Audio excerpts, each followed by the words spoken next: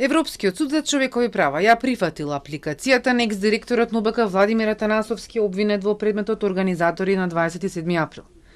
Тој се жали дека со продолжување на притворот му било нарушено правото на слобода.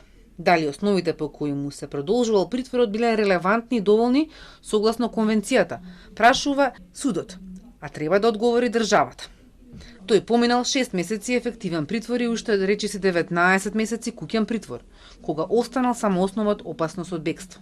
Како што бара праксата на Европскиот суд за човекови права, домашните судови се тие што треба да утврдат конкретни факти кои се подкрепени врз основа на докази кои ќе укажат на можноста за бегство од страна на обвинетиот или за можноста дека тој ќе влијае на постапката или би го потворил делото. Со оглед што ние укажувавме многу пати на нашите судови дека во конкретниот судот ниту утврдил факти, ниту произведувал докази кои ќе укажат на можноста на бегство од страна на Владимир Атанасовски. Во 2021 кривичен им пресуди од 6 до 6,5 години затвор на Трајко Велјановски, Милијана Киевски, Спиро Ристовски и Владимир Атанасовски.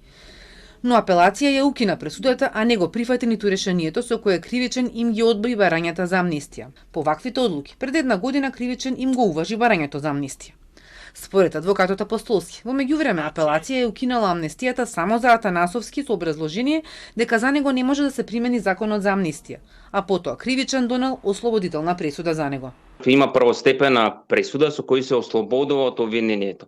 Не е амнестиран, туку е ослободен од обвинението, поради немање на докази дека е навистина сторител на тоа кривично дело.